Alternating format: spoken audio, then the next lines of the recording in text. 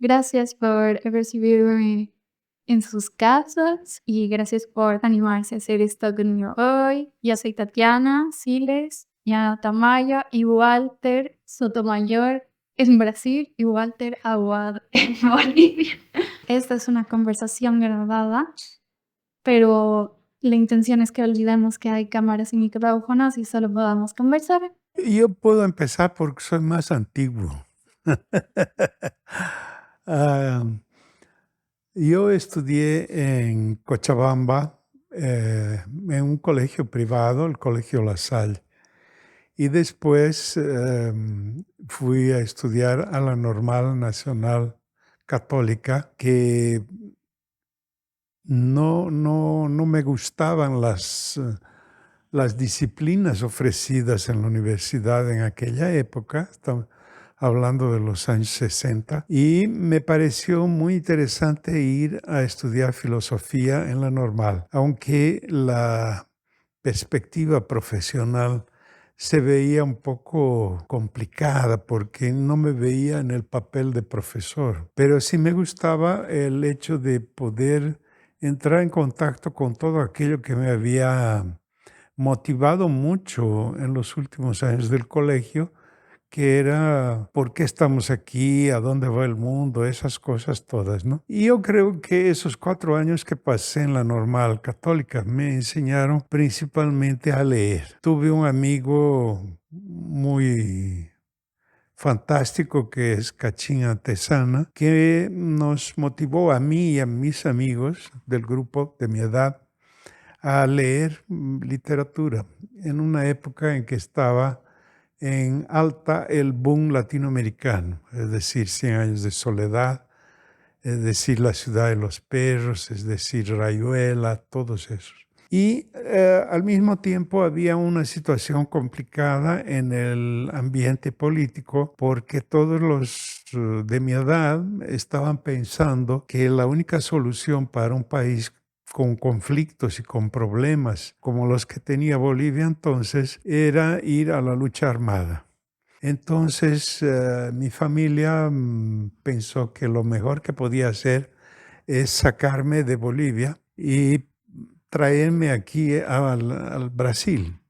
Mis 2 hermanos y mi mamá ya estaban viviendo en Brasilia porque mis 2 hermanos ya trabajaban aquí en Brasilia. Uno era médico, el otro arquitecto. En fin, llegando aquí me encontré con que era un poco difícil ingresar a la universidad y también no sabía muy bien tal vez qué escoger, pero con el tiempo me encaminé hacia la profesión de periodismo y fue muy, muy bueno porque al año que ya estaba estudiando pude ingresar a trabajar en un periódico local. Es decir, yo que hablaba castellano pasé a escribir en portugués. Y digamos, ese es mi comienzo. Y mi comienzo fue justamente en el área cultural, porque el amigo que me llevó al diario pensó que yo entendía lo suficiente como para escribir sobre muchas cosas. Tenía la capacidad de leer, de resumir, de escribir en el fondo, ¿no? Y yo fui al primer festival de cine como crítico de cine. Me estrené en un festival de cine y me fue muy bien. Y después, claro, mis intereses fueron cambiando. Fui entrando dentro del mismo periódico a otra área que era el área internacional, que me parecía muy estimulante en todo sentido, tanto por el hecho de poder conocer el mundo como por poder entender un poco cómo funcionaba todo eso que conocemos como diplomacia. Esa es una síntesis de lo que ha sido mi vida aquí. Claro, posteriormente, después de casi 40 años de ejercicio profesional, me dediqué a la investigación histórica y es en ese momento en que hoy me encuentro. Bueno, qué difícil siempre hacer ese recorrido, pero pues creo que intentar hacer también así parecido, tal vez ayudo. Bueno, yo empecé, creo que a crear un espacio así de pensar en futuro, profesión. Como todavía estaba en Brasilia y creo que siempre me gustó mucho el arte, la música, la literatura también, cosas que aprendí mucho de mi papá. Y no sabía, es muy difícil eso de también así escoger una carrera a partir de lo que de lo que se percibe como la parte formativa de estudios, ¿no? Porque creo que no tenemos ahí tanta experiencia de mundo con 18, 19, así, para saber qué va a pasar si estudias esto, cómo es el mundo, cuáles son las posibilidades de desarrollar trabajos o investigaciones a partir de lo que estudias, ¿no? Entonces, creo que desde el principio me encantaba la posibilidad de hacer cosas que se transformaran en cosas que otros pudieran ver y encantarse o perturbarse, o sea, algo que podemos conocer un poco como arte a partir de otros lenguajes, como por ejemplo el cine. Entonces, de principio, cuando quise ingresar a la universidad, quería hacer cine, pero el curso todavía no estaba cerrado en la comunicación acá en Brasilia, en la Universidad de Brasilia, y no había, era un poco difícil salir, entonces, entre las opciones, ah, no pensaba todavía en hacer artes, porque pensaba, ¿por qué voy a hacer artes? No sé, para ser artista se necesita hacer un curso de arte, como quedaba una idea muy confusa, vaga, así de qué era eso, ¿no? Entonces ingresé a comunicación, donde estuve 3 años. Pero luego que entré me involucré, conocí personas, amigos que estudiaban cine, que tenían un cineclub y que estaban experimentando y haciendo películas así caseras, y al fin estaba ahí haciendo cine. Pero he percibido que no quería terminar el curso de comunicación, que no iba a salir bien, que no tenía ganas de hacer aquello, que a medida que iba llegando más cerca de qué era el trabajo de periodista o de una publicitaria, que no me parecía que me iba a salir bien eso. Entonces, pero con la experiencia de cine pude aprender y trabajar bastante y en algunas películas con dirección de arte y fotografía de escena y producción, o sea, de empezar a aprender a trabajar, a viabilizar las cosas, o sea, hacer con que algo aparezca, con que algo salga a la luz. Necesitamos hacer una escena, necesitamos objetos, ropa, no sé qué, fornecedor. Entonces fue un aprendizaje importante y también para entender que el cine tenía una estructura propia que tampoco me interesaba, así como una estructura muy grande, mucha gente, mucho dinero. Y yo pensaba, no, creo que necesito estudiar algo que pueda hacer yo sola cosas parecidas. Entonces entendí que podía hacer el curso de arte tal vez para hacer cosas así muy variadas, pero que puedes empezar con una idea, una sola persona y realizar esa idea y hacer con que llegue también a mucha gente. Entonces ingresé, hice una otra prueba, una otra universidad federal en Brasil, pero ahí me fui a Minas Gerais, en Belo Horizonte. Y ahí viví por 5 años, estudié y ya empecé a trabajar. Fui asistente de artista, haciendo producción de sus exposiciones, que era un artista que tenía como mucha circulación y tenía compromisos con galería, pero también con muchas exposiciones condicionadas fuera del país, ¿no? Y fue una gran experiencia para entender un poco del circuito de arte, o sea, qué es el trayecto que hace un trabajo desde que empieza como una investigación personal hasta que se vuelve un objeto posible y después qué caminos puede seguir, ¿no? Así las alternativas institucionales, no institucionales. Entonces creo que esto fue un buen aprendizaje y después también, pero nunca tuve claro desde el principio qué era lo que quería hacer, porque creo que lo que quería hacer no tenía un curso definido, porque la práctica que desarrolló hoy creo que tiene, son como tres áreas distintas, ¿no? Y que yo hoy día entiendo que puedo llamarlas solo por un nombre. Puedo decir hoy que soy curadora, investigadora, pero que nunca dejo de hacer estas cosas como investigadora o curadora. ah, Nunca dejo de hacerlas como artista, porque soy artista de formación, principalmente. Entonces creo que es una forma de pensar, de producir y de compartir. Entonces veo tanto la producción de arte cuanto ese tiempo también que pasé en la comunicación de 3 años que no sabían muy bien para qué.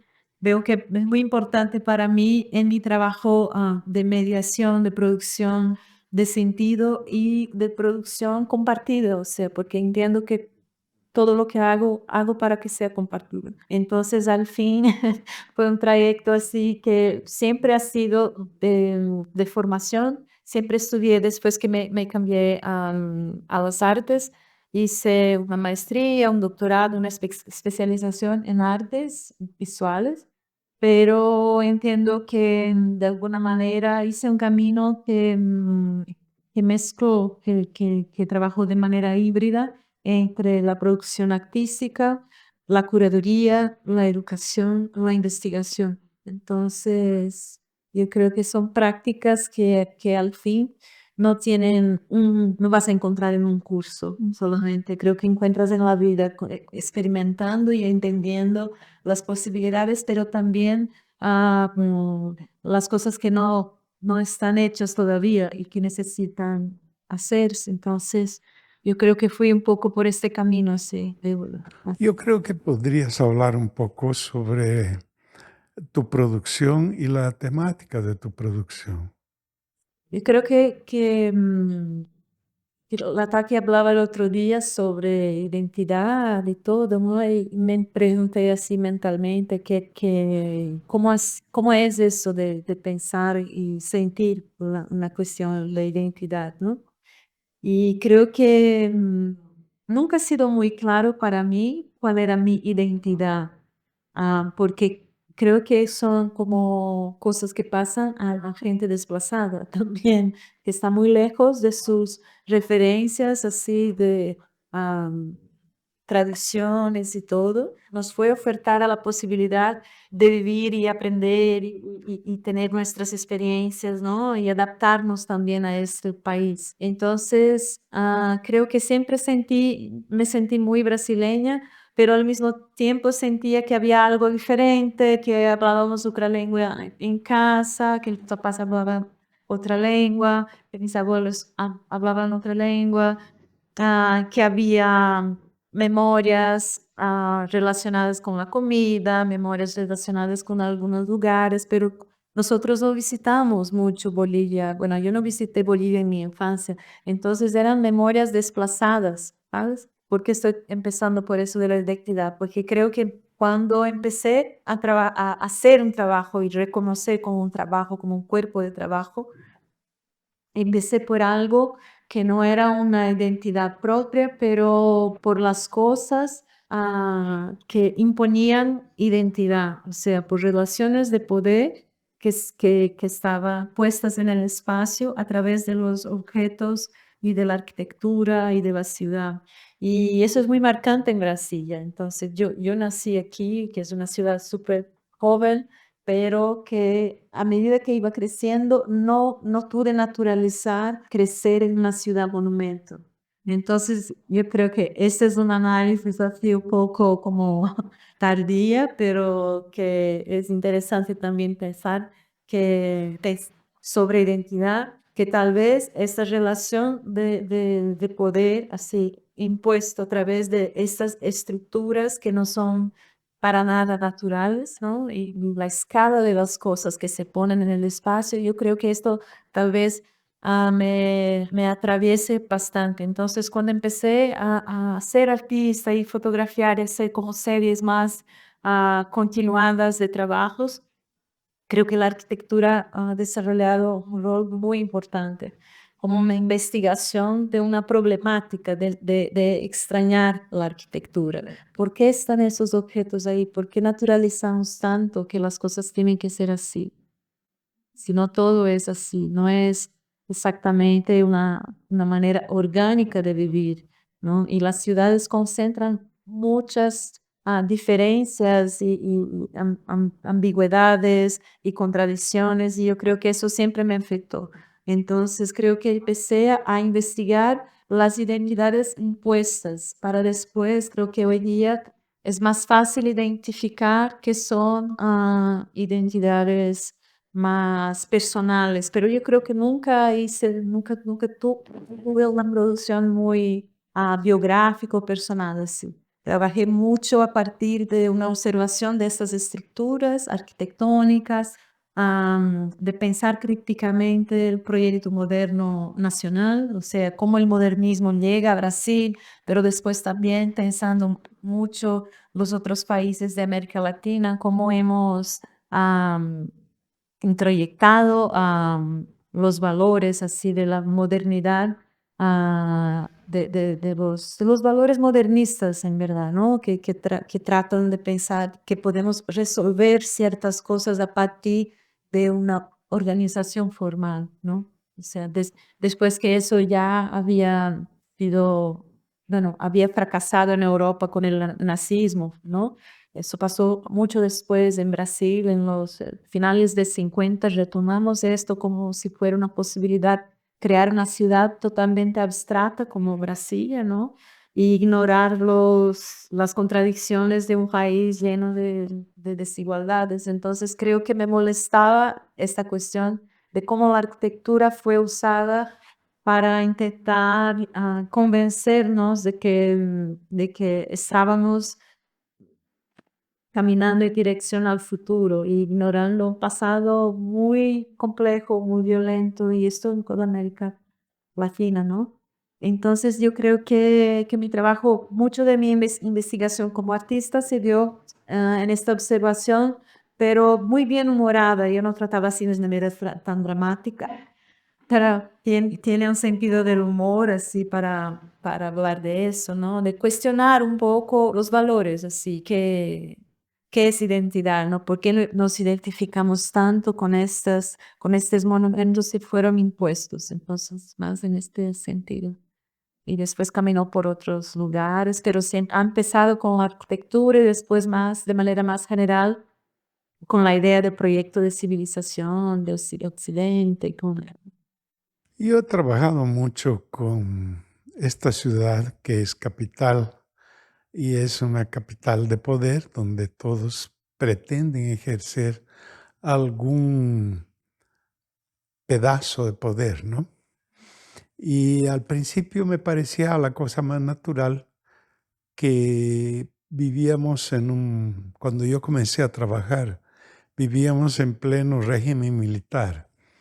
A diferencia de Bolivia, el régimen militar de Brasil tuvo una duración ininterrupta mucho mayor de 21 años, donde había un proyecto militar de engrandecer al país, de construir cosas, de crear una infraestructura, digamos, moderna en la época, pero al mismo tiempo se veía que el periodismo se cansaba muy rápidamente de esto, de este afán de mostrar un país poderoso, siendo que al mismo tiempo veíamos el crecimiento de una pobreza terrible. Entonces, fui entendiendo cada vez más la importancia de la política y cubriendo la parte internacional era también el mismo esquema de pobres y ricos que había dentro del país se veía en el mundo entre países pobres y ricos. Y tuve, gracias a esto, también la oportunidad de viajar mucho por el mundo y ver otros regímenes, otros gobiernos. Tuve la oportunidad de ver más de cerca al entrevistar ministros de Estado, presidentes de países, primeros ministros, cómo era que funcionaba eso del poder. Y poco a poco me fue gustando cada vez más esto. Y al final de mi carrera de reportero, de editor, en fin, de diarios o de corresponsal de agencias internacionales, fui a trabajar al gobierno y ver desde dentro, cómo funciona eso del poder. Y yo siempre fui muy favorable a ese distanciamiento que un periodista debe tener de los partidos políticos, por ejemplo. Y eso era posible en un país grande como este, donde en algún momento se podía tener diarios más o menos independientes. Es claro que en el Brasil casi todos los diarios son favorables a la libre iniciativa, al sistema económico vigente, ¿no? Entonces, claro, vivimos en un país real y dentro de ese país real yo he vivido toda esta experiencia periodística, pero nunca me había ocurrido que yo debía trabajar en lo que estoy trabajando ahora. Tal vez porque, no sé, la lógica del periodismo es un poco diferente, te lleva a dar importancia a algunas cosas que tal vez no se vean en tu país de origen. Entonces, cuando ya estaba terminando mi carrera, dije, no, yo creo que debería hacer algo sobre un tema sobre el cual no hay libros, y es sobre cómo ha sido la relación de Brasil con Bolivia. Porque la relación de Brasil con Argentina ha sido muy importante al mismo tiempo que ha sido un gran conflicto a lo largo de 2 siglos, ¿no? Entonces fui cada vez más dirigiéndome hacia ese mundo que pensé que sería muy simple, porque tuve una primera charla con un amigo querido que es Gustavo Fernández, que era embajador de Bolivia aquí, y le propuse escribir sobre el tema. Al final, cada uno siguió un camino un poco diferente y no pudimos escribir juntos, pero sí hemos trabajado juntos y tenemos, digamos, esa misma sensibilidad para el tema. Y yo he escrito, al final pensé que un libro daría cuenta del tema, pero no fue así, porque cada vez que ibas investigando, ibas entrando más y no era posible condensar todo en un texto muy corto. Entonces hice una primera parte referente al siglo XIX, cómo había sido la relación de Brasil con Bolivia, que Bolivia no tenía ni siquiera diplomáticos para mandar afuera, y quien pidió establecer relaciones y el reconocimiento de lo que era todavía Imperio de Brasil fue el embajador de Colombia en Río de Janeiro, que era la capital entonces. Y fue así que entré de cabeza en este tema, y mitad de ese primer libro fue el conflicto del Acre, que fue un momento de gran distanciamiento entre los dos países, pero al mismo tiempo también una posibilidad de iniciar una nueva relación, ¿no?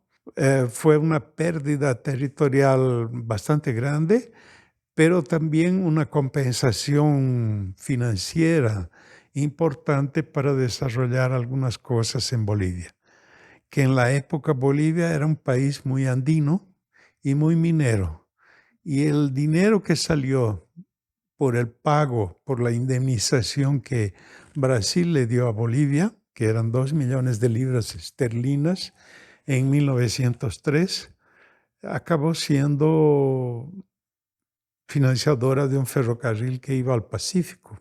Y en el siglo XX ya se hacen otras cosas y todo este proceso de negociación fui más, digamos, tuve la oportunidad de ir más profundamente hacia fuentes primarias y sacar un segundo libro que se ha publicado en español y en portugués, obviamente, porque fue la intención de escribir para los dos públicos.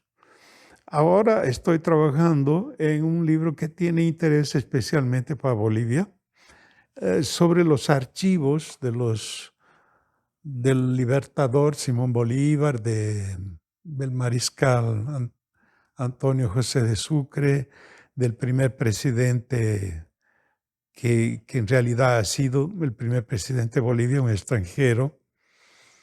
En realidad los dos, ¿no? Ahora yo pienso que Bolívar ha sido un presidente así medio de, vamos a hacer de cuenta, que en realidad el primero fue Sucre. Y el segundo de verdad fue Santa Cruz.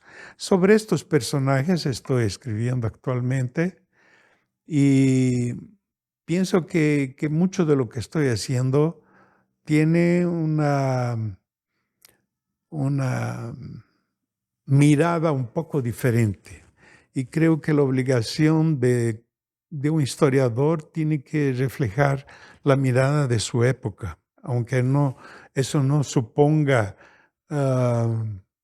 juzgar con criterios actuales lo que ha pasado hace 100 años. Sí, cuando me propuse hacer este libro, pensé que debería hacerlo con un criterio de mayor libertad, en el sentido de tener tiempo para poder investigar todo lo que me interesaba, ¿no? Y, por ejemplo, los archivos del libertador Simón Bolívar son muy extensos, hay de todo, hay desde cartas hasta oficios, decretos, en fin, y cartas a medio mundo, son muchísimos documentos. Pero también otras cosas que permitían comparar. No se trata de buscar la verdad, sino ver hasta qué punto unos evitaban ser muy transparentes en su actuación política.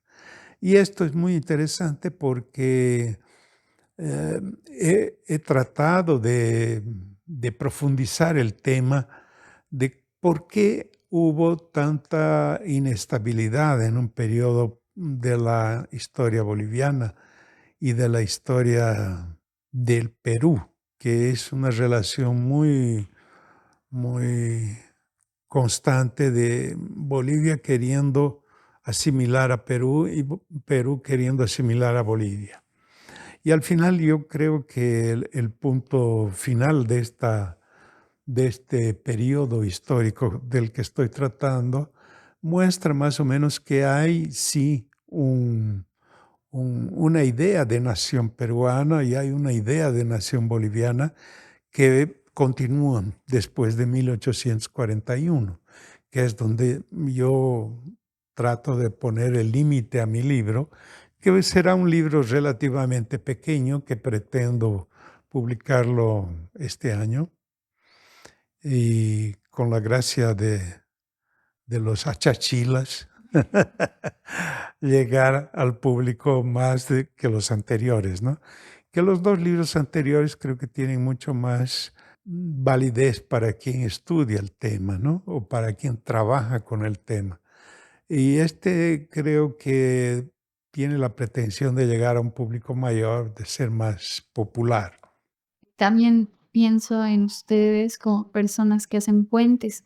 Yo pienso que personas que han migrado o que han sido atravesadas por ese proceso sienten una necesidad de conexión. Entonces, podrían, no sé, platicar sobre cómo este proceso de trasladarse también ha influido en su trabajo o también ha influido en la decisión de cuál iba a ser su trabajo, porque una cosa es estudiar y otra cosa es ejercer o enfocarse. Finalmente, una carrera universitaria de 4, 5, 6 años a veces se queda corto en relación a los años que vas a estar ejerciendo, ¿no? Entonces, tal vez podrían platicar un poco sobre cómo la migración de Bolivia a Brasil ha sido fundamental para que puedan hablar de lo que hablan actualmente y desde dónde lo dicen. Yo creo que, bueno, voy a tal vez para hacer un buen de con lo que decía mi papá un poquito antes sobre esto, que empiezas a investigar un tema y todo, y de repente se abren mil puertas, mil hiperlinks, y entonces es un trabajo infinito, ¿no? Entonces, hay una puerta brasileña que dice, tiene un poema que dice así, bueno, no voy a acordarme el poema completo, pero al fin te dices, tú nunca te alejas de ti. Entonces, mismo que hagas trayectos, mil trayectos, de alguna manera vas a llegar siempre a ti mismo. Entonces, lo que veo, por ejemplo, con relación a la investigación, creo que yo no tenía la conciencia de que estaba atravesada así de tantos referentes y al mismo tiempo de una falta tal vez de raíces visibles en la tierra. O sea, esa sensación, una sensación de estar como más libre, tal vez, que es muy privilegiado también, una sensación de que puedes hacer todo, puedes crear todo. O sea, creo que siempre también tuve el privilegio con casa, mi familia, de creer en eso, que todo se podía hacer, o sea, y también nacer en una ciudad que todo podía ser, o sea, una ciudad que todo era posible, una ciudad que se hace en 5 años, o sea, eso es muy poderoso y muy complicado también, complejo, como decíamos, ¿no? Como una creación tan maravillosa, utópica, pero también súper violenta, ¿no? ¿Cómo vas a crear algo totalmente nuevo, como si nada estuviera antes, ¿no? Entonces yo creo que, bueno, yo nací en una ciudad que estaba hecha de esa forma. Entonces creo que la investigación, mi investigación, tanto en la universidad como artista y como una investigadora que dialoga con otros artistas y grupos y eventualmente la posibilidad de hacer lo que conocemos como educación, yo creo que es, es un poco pensar cómo formamos nuestra imaginación, o sea, de cómo se compone nuestra memoria y nuestra imaginación. Entonces, al fin y al cabo, estaba hablando de quién comanda nuestra memoria. Cuando hablamos de monumento, estamos hablando de una memoria impuesta, si esto es lo importante.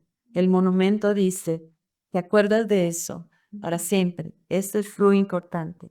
Que era un poco lo de la historia, de decir así como los grandes hechos están aquí, voy a poner aquí una estatua para que te acuerdes de eso bien, no sé qué pasó aquí, tal, tal.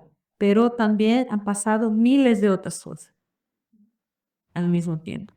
Entonces yo creo que mi investigación a veces cruza con de mi papá, que es un historiador muy riguroso. Yo no tengo la paciencia de ir así a las fuentes que él va, pero eso es maravilloso porque ahí cuando quiero saber algo le pregunto a él.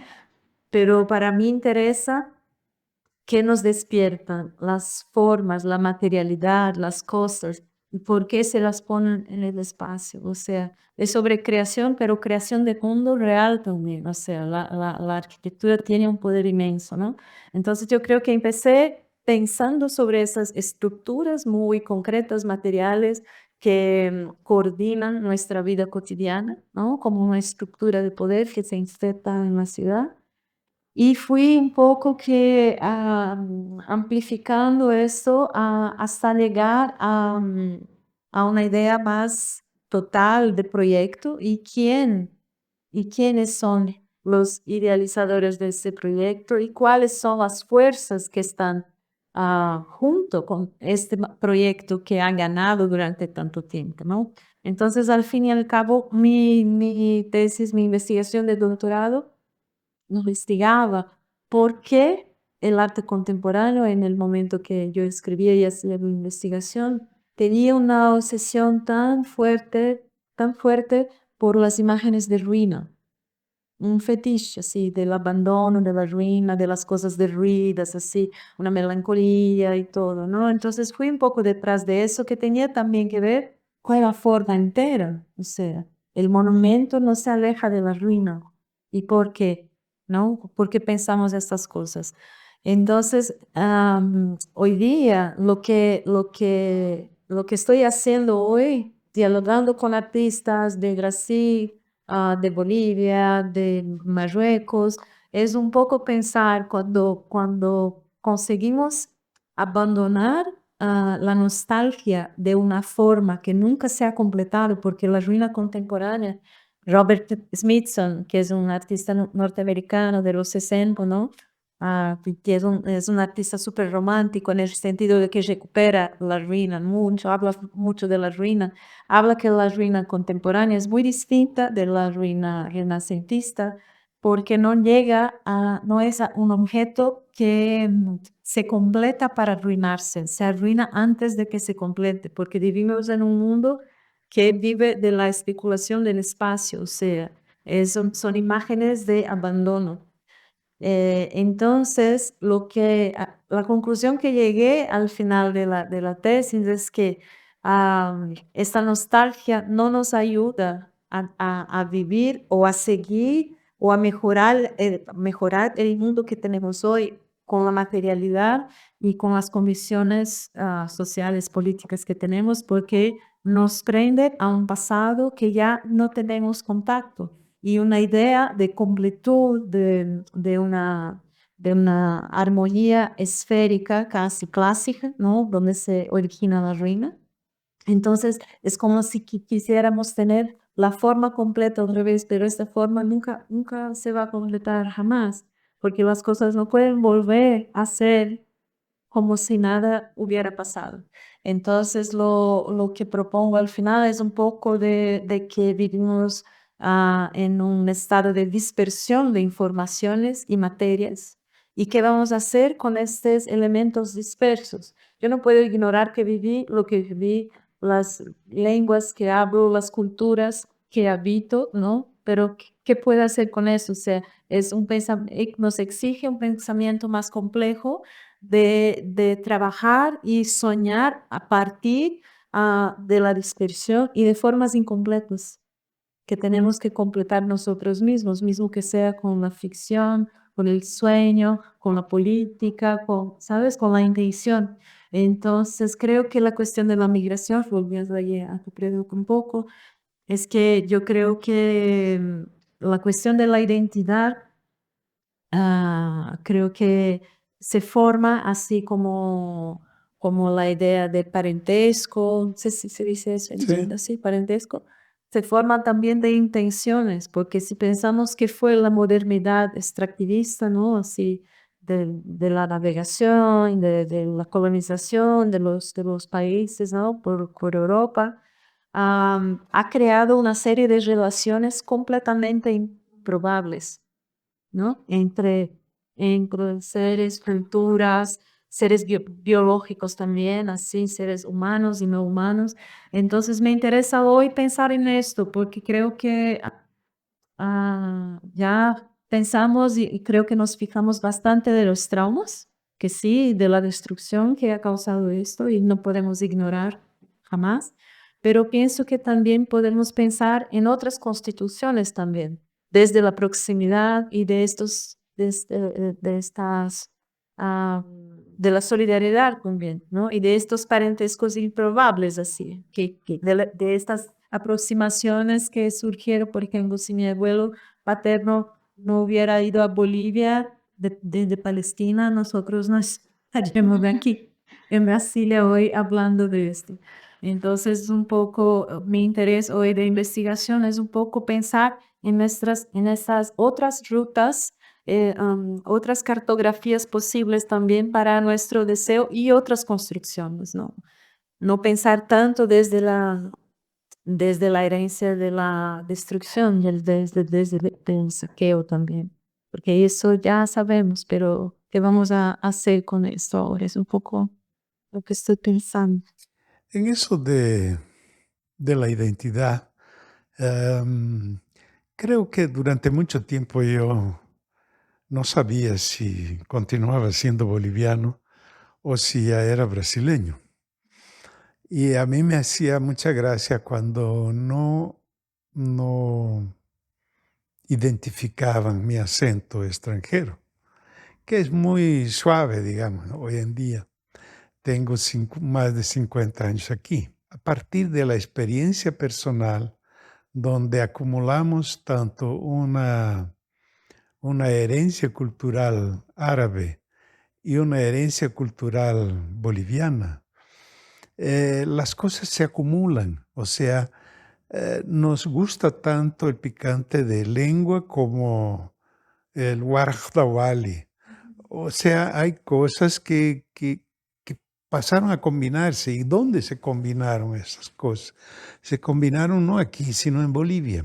En Bolivia había una comunidad eh, palestina importante. Son los que han desarrollado de una forma extraordinaria el comercio.